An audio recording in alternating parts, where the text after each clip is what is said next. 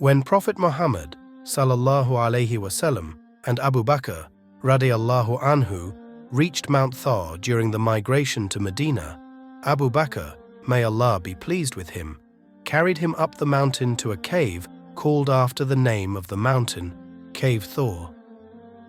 Abu Bakr first entered to explore the cave and be sure that it was safe, closed all holes with pieces torn off from his clothes, cleaned it, and then asked the Prophet, peace be upon him, to step in.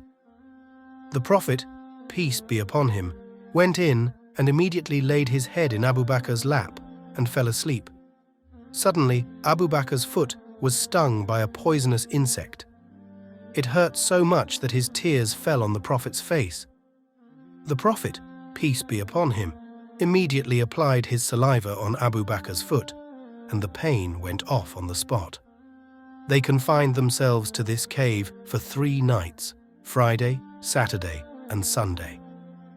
Abdullah, the son of Abu Bakr, would go to see them after dusk, stay the night there, apprise them of the latest situation in Makkah, and then leave in the early morning to mix with the Makkans as usual and not to draw the least attention to his clandestine activities. Amir bin Fuhaira, while in the company of other shepherds of Makkah tending his master Abu Bakr's flock, used to stole away unobserved every evening with a few goats to the cave and furnished its inmates with a plentiful supply of milk.